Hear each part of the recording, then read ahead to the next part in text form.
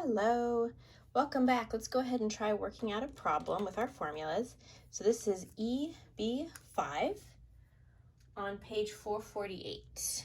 Page 448, in case you want to try it first or in case you want to download the handout of this and just attempt it before you see the solution.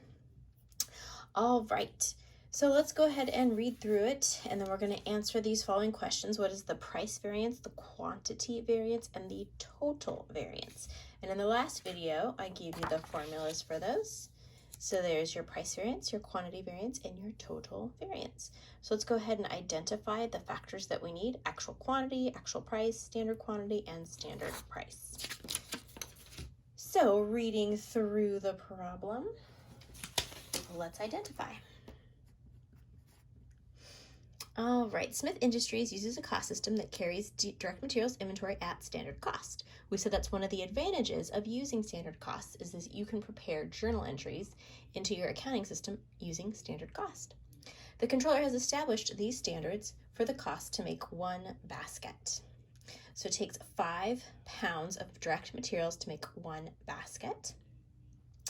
Okay, so 5 pounds is going to be your standard per basket.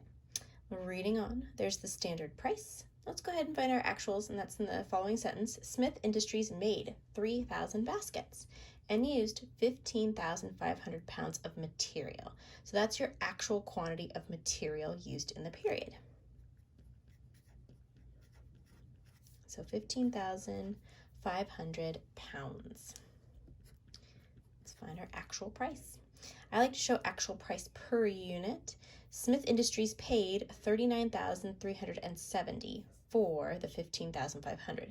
So that's giving you the total. So we just need to divide it by the 15,500 to get the per pound amount. You'll get $2.54 per pound. And again, we got that by taking the total actual cost spent on materials for the period and dividing it by the number of, or the quantity, pounds in this case. 15,500 pounds. Alrighty.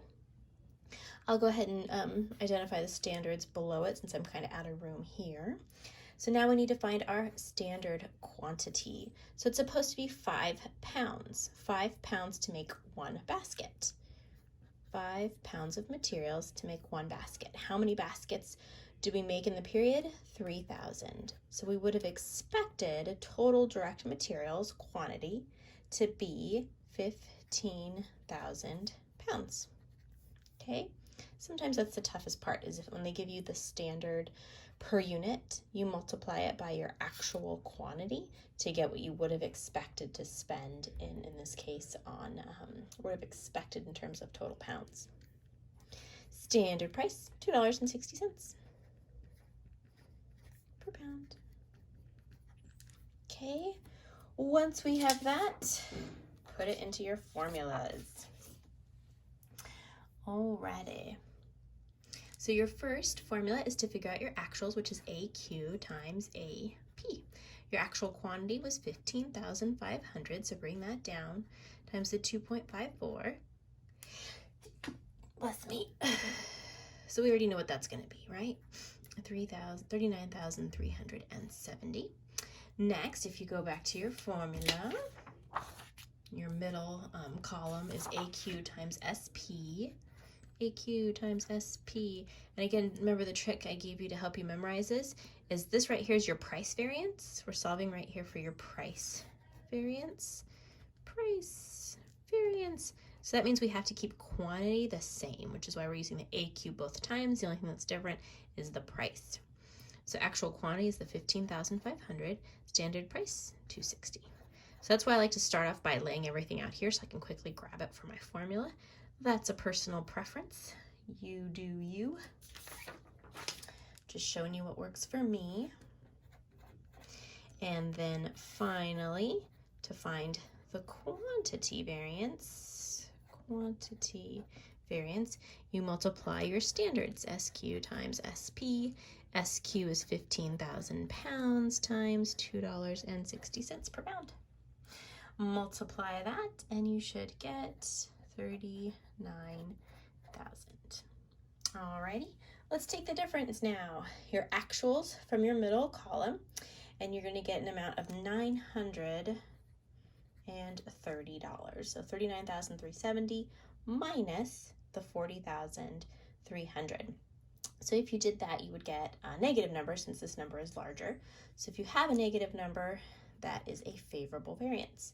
Sometimes it's hard to make that conversion of, oh, if it's negative, it's favorable. So just think of it this way. These are your actual costs.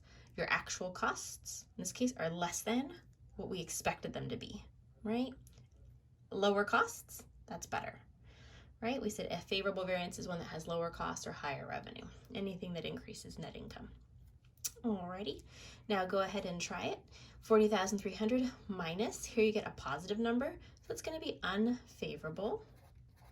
Or you can just look at it this way. This one has our actual quantity, so the actual quantity used was more than we expected, so it's unfavorable.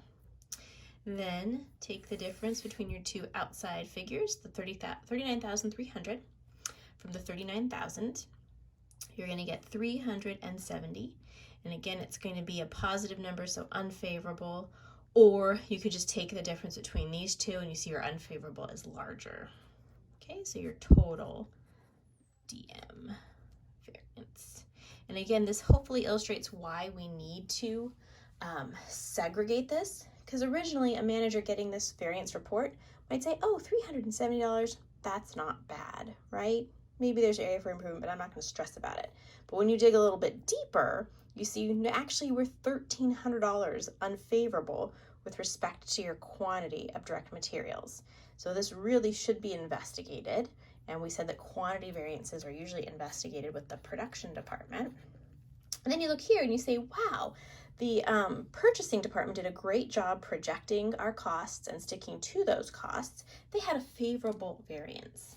So again, this is helpful if maybe bonuses are assigned based on their ability to meet standards, right? That's why I want to delve in and see, oh, one department met their standards, they actually did much better, and another did not. And it's also fair to investigate and see why not, right? Ask those questions and say, what happened? And maybe the reason is that the purchasing department switched and bought lower grade or quality materials, which saved on the price by 6 cents, but it caused headaches for the workers trying to work with that lower grade material, right? Maybe it caused them longer time, more scrap, things like that. So both variances should really be investigated at the same time, and this gives us the visibility to see where to start. All right, hopefully that was helpful.